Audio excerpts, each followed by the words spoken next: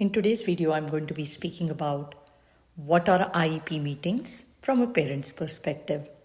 So, is your child in special education or do you have a child with autism? Then chances are that they have an IEP. So, what is an IEP? IEP stands for Individualized Education Plan.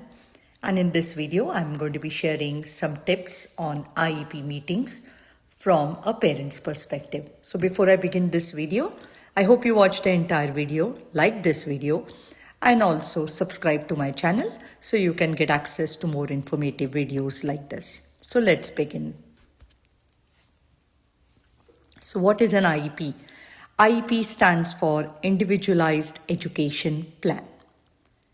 It's a legal document for a child in public education who needs special education, supports and services. So as the name suggests, it is a legal document and it is individualized to every child. IEP is created with the help of a child's parents, special education teachers, therapists who are knowledgeable of the child's strengths and their needs. And the IEP is valid for the entire year and then can be reviewed year after year.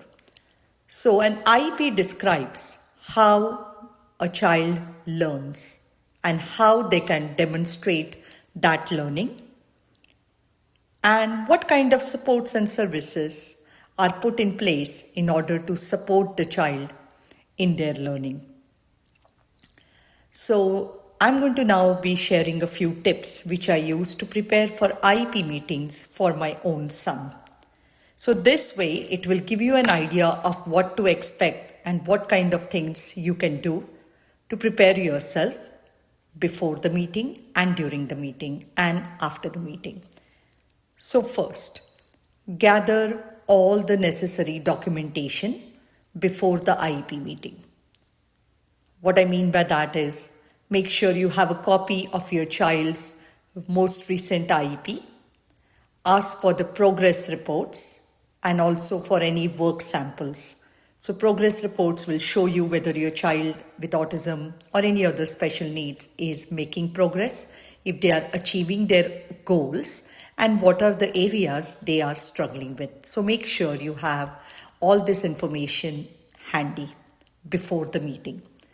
Ask your team to prepare an IEP draft and to give you an IEP draft before the meeting. So you can actually go through the IEP and so ask the team for an IEP meeting draft before the meeting. So that way you can go through the IEP and review all the necessary information.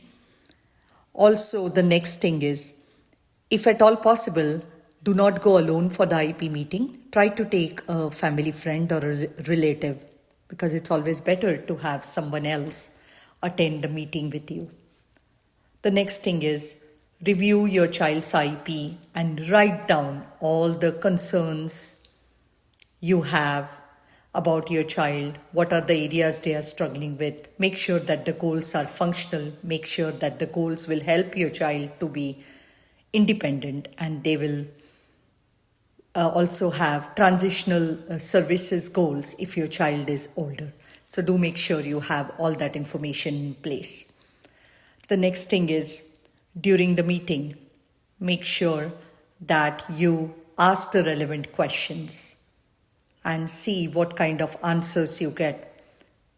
Do not get upset if, sometimes you and the team cannot agree on something.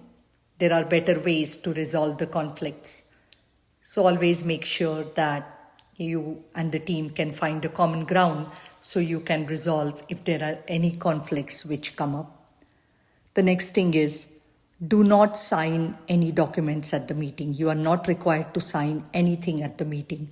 You can take the documents home, review the documents, check over everything, think over it, and only then, once you're satisfied, is when you can sign the documents. So do make sure you take care to do all these things.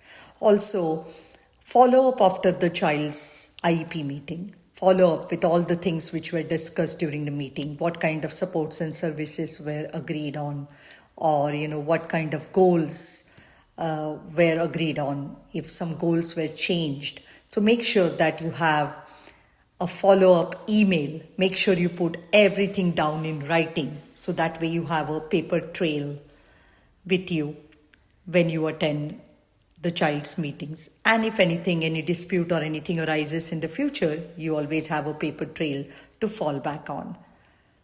So make sure you do all these things. And the last thing is, you can call for a IEP meeting at any time. IEP meetings are held yearly, but you don't have to wait till the end of the year to call for an IEP meeting. You can call an IEP meeting at any time, because you as a parent are an integral part of the child's IEP team. So I hope you like this video, find this useful, and make sure you subscribe to my channel. Thank you.